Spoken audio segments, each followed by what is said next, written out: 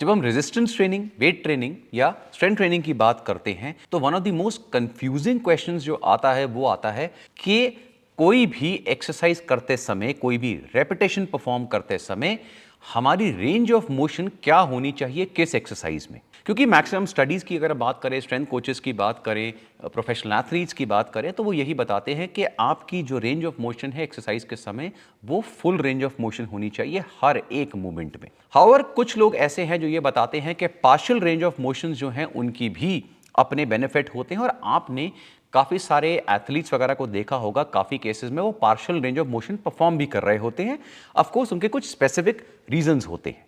इस particular video में हम जानेंगे कि एक्सरसाइज के समय पार्शियल रेंज ऑफ मोशन या फुल रेंज ऑफ मोशन में से बेटर कौन सा है, क्यों बेटर है, और किस तरह से ये दोनों की दोनों रेंज ऑफ मोशन जो है वो यूज करी जाती है। अगर हम वर्ल्ड की किसी भी स्ट्रेंथ एंड कंडीशनिंग या स्पोर्ट्स बॉडी के रिकमेंडेशन लेते हैं मसल हाइपरट्रॉफी की तरफ, तो उसमें ऑफ कोर्स आपको कितना वेट लिफ्ट करना चाहिए, आपकी रेपिटेशन रेंज कितनी होनी चाहिए, रेस्ट बिटवीन सेट्स कितने होने चाहिए, कितनी नंबर ऑफ एक्सरसाइजेज आपको करनी चाहिए, और ऐसे और भी फैक्टर्स जो है वो रिकमेंड करे जाते हैं कि अगर आप इस तरह से मूवमेंट्स को परफॉर्म करेंगे इन पर्टिकुलर फिगर्स के बेसिस पे, तो आपकी जो हाइपरट्रॉफी है वो मैक्सिमाइज होगी। हाउएवर इनमें से कहीं पर भी रेंज ऑफ मोशन को कोई भी ऐसा फैक्टर लिया ही नहीं गया है, कंसीडर नहीं करा गया है, इसलिए कंफ्यूजन और भी बढ़ जाता है। अगर हम पार्शियल रेंज ऑफ मोशन की बात करते हैं तो ये रेंज ऑफ मोशन आपकी फुल रेंज ऑफ मोशन के ही अंदर आती है। फॉर एग्जांपल आपकी बाइसेप के लिए अगर हम डंबल कर्ल कर रहे हैं तो उसका जो फुल रेंज ऑफ मोशन है वो कुछ इस तरह से होगा, पूरा कंसेंट्रिक ऊपर कॉन्ट्रैक्ट एंड स्लो एसेंट्रिक, जहां पे आप मसल टेंशन को मेंटेन करेंगे, छोड़ेंगे नहीं। तो ये पूरा आपका रेंज ऑफ मोशन हुआ।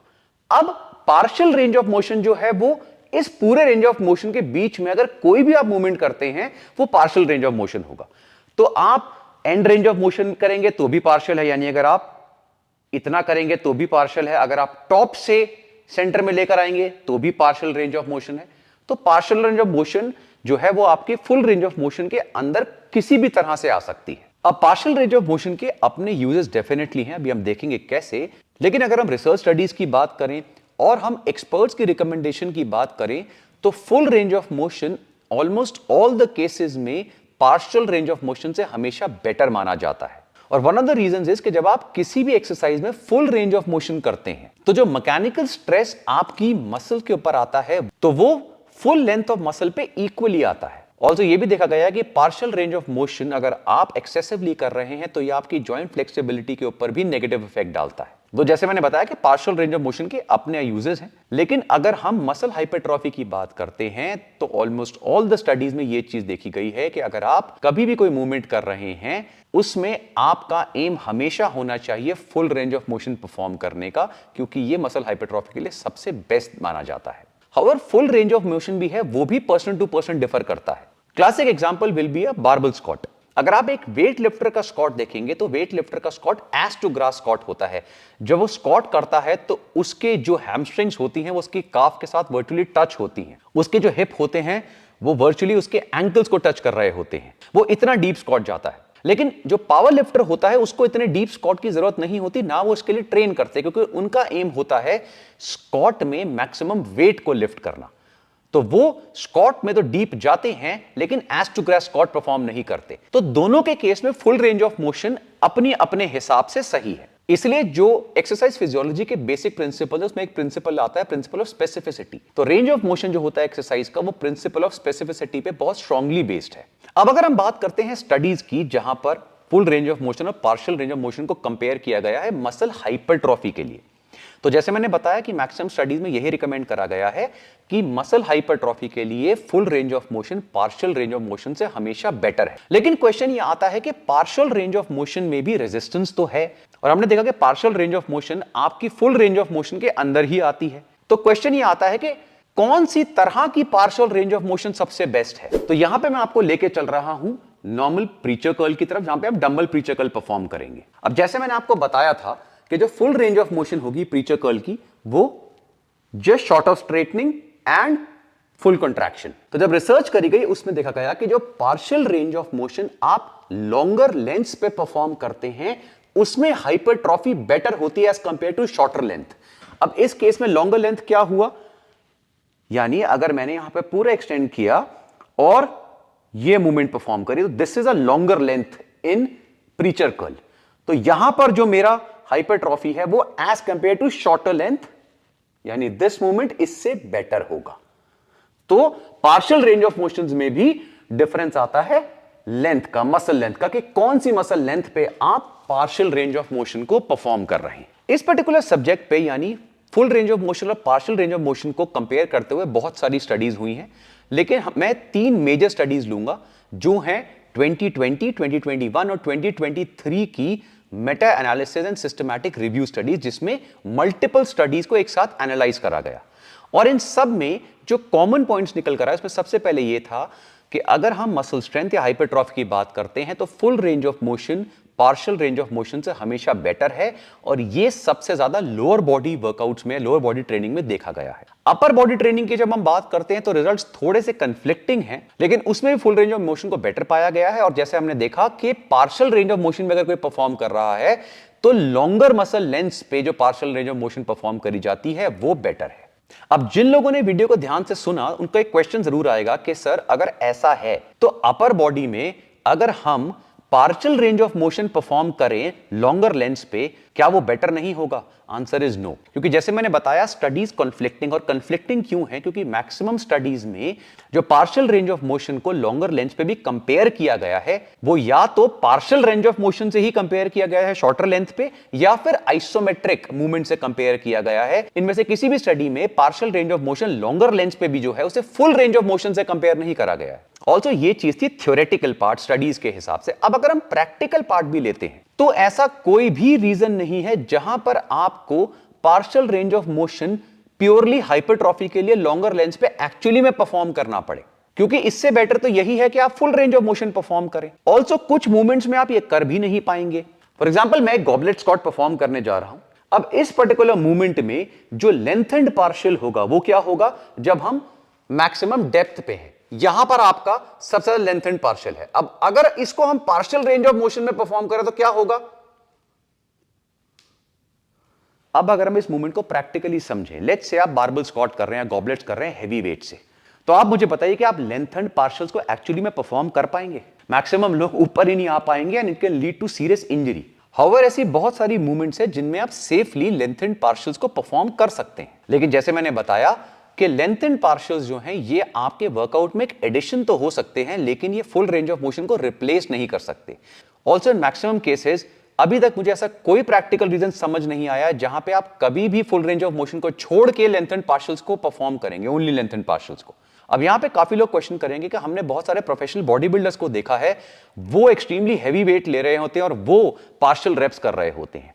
देखिए यहां पे आपकी ऑब्जर्वेशन तो सही है, लेकिन आपकी अंडरस्टैंडिंग गलत है। यस, वो लोग पार्शियल्स परफॉर्म करते हैं, लेकिन इन मैक्सिमम केसेस वो पार्शियल्स को फुल रेंज ऑफ मोशन के ओवर परफॉर्म नहीं करते हैं। वो अपने वर्कआउट में हमेशा full range of motion he include करते हैं, लेकिन जब उनको फेलियर के बियॉन्ड अपने को पुश करना होता है तब वो पार्शियल्स का यूज करते हैं लास्ट फ्यू रेप्स को पुश करने में। अगेन इसका प्रैक्टिकल एग्जांपल हम बारबल कर्ल से लेते हैं। मैंने इजी बार लिया है और अगर हम फुल रेंज ऑफ मोशन लेंगे तो ये इसकी फुल रेंज ऑफ मोशन हुई। अब एक समय आएगा कि जब आप full range of motion perform नहीं कर पाएंगे क्योंकि मसल फेलियर अटेन होगा। वहां पर लास्ट के 2 से 3 या 4 रेप को पुश करने के लिए जो बॉडी बिल्डर्स होते हैं वो आपको देखेंगे कि वो this is just to go beyond failure. और इसलिए बोला जाता है कि अगर आप एक बिगिनर हैं या इंटरमीडिएट लिफ्टर हैं तो एडवांस लिफ्टर्स से मोटिवेट जरूर होइए, लेकिन उनकी मूवमेंट्स को कॉपी मत करिए, क्योंकि over the years let's say आप लिफ्टिंग कर रहे हैं 10, 15, 20 साल से, तो इस समय तक आपको पता लग जाता है कि आपके वीक पॉइंट्स क्या हैं, कौन सी ऐसी मूवमेंट्स हैं जो आपके ज्वाइंट को ज्यादा अफेक्ट कर रही हैं एज कंपेयर टू मसल्स, और आपके स्ट्रक्चर के हिसाब से हर एक मूवमेंट में कितनी रेंज ऑफ मोशन पे आपको मैक्सिमम इफेक्ट आता है।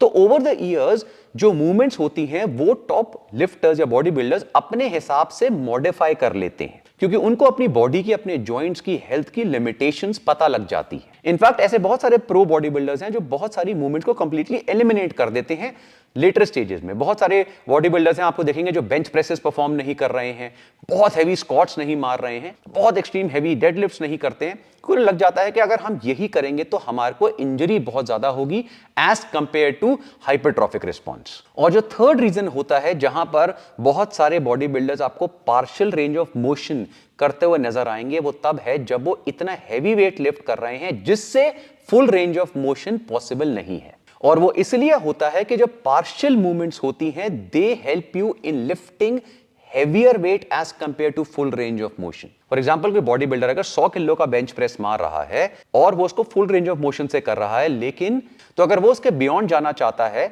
तो वो पार्शियल रेंज ऑफ मोशन से हेवियर वेट लिफ्ट कर पाएगा। हाउएवर ये जो टेक्निक है ये सिर्फ अपनी लिमिटेशंस को पुश करने के लिए होता है। अगर हम एक्चुअली कैलकुलेशन से देखें तो ये कोई प्रोडक्टिव टेक्निक नहीं है। फॉर एग्जांपल लेट्स से आपने 100 kg वेट से full range of motion bench press करा और आपने 120 kg से पार्शियल रेंज ऑफ मोशन करा, तो of course partial range of motion में वेट लिफ्टेड तो ज्यादा है, लेकिन जो डिस्टेंस आप मूव कर रहे हैं उस वेट को लेकर वो कम हो गया है। अगर आप इसको कैलकुलेट करेंगे आपको पता लगेगा एक्चुअली में जो आपकी मसल्स वर्क परफॉर्म कर रही हैं वो फुल रेंज ऑफ मोशन से कम है। पार्शियल रेंज ऑफ मोशन में एक आर्ग्यूमेंट बिल्कुल सही बैठता है कि कुछ एक्सरसाइजेस ऐसी होती हैं जहां पर अगर आप रेंज ऑफ मोशन को 100% कंप्लीट नहीं कर रहे हैं तो आप अपनी मसल में प्रॉपर टेंशन मेंटेन कर पाएंगे।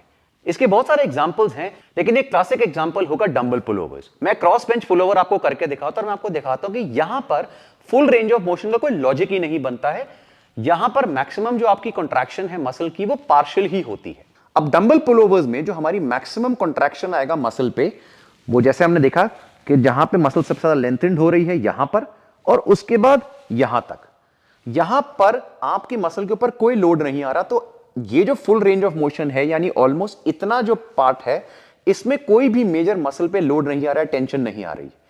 तो यहां पर अगर हम अपनी रेंज ऑफ मोशन को थोड़ा सा कट शॉर्ट करें यानी लेंथन से सिर्फ इतना, तो यहां पर हमारी मसल्स पे जो स्ट्रेस है वो सबसे ज्यादा आएगा और यहां पे आपको पार्शियल्स हेल्प करेंगे। इसके अलावा कुछ स्पोर्ट्स जैसे पावर लिफ्टिंग वगैरह में कुछ मूवमेंट्स में आपके स्टिकिंग पॉइंट्स आते हैं, वो आपके सबसे वीक पॉइंट्स होते हैं। तो पावर लिफ्टर्स जो होते हैं स्पेसिफिकली पार्शियल रेप्स परफॉर्म करते हैं उन एक्सरसाइजेज में ताकि वो स्टिकिंग पॉइंट को ओवरकम कर सके। इसके अलावा partial reps of course injuries वगैरह में यूज होते हैं, डिपेंडिंग ऑन कि किसी भी इंडिविजुअल को क्या इंजरी हुई है और अगर वो उस पर्टिकुलर जॉइंट में फुल रेंज ऑफ मोशन से एक्सरसाइज परफॉर्म नहीं कर पा रहा है तो स्ट्रेंथ इंक्रीज करने के लिए पार्शियल रेंज ऑफ मोशन बहुत ज्यादा इफेक्टिव होती है। तो आई होप अब आपको पार्शियल रेंज ऑफ मोशन और फुल रेंज ऑफ मोशन के बीच में डिफरेंस समझ में आया और कहां पर आपको practically partial range of motion को यूज करना है और कहां पर काफी सारे प्रोफेशनल एथलीट्स उसको डेलिबरेटली यूज करते हैं। और ऐसी बहुत सारी अमेजिंग वीडियोस के लिए देखते रहिए वी आर स्टूपिड।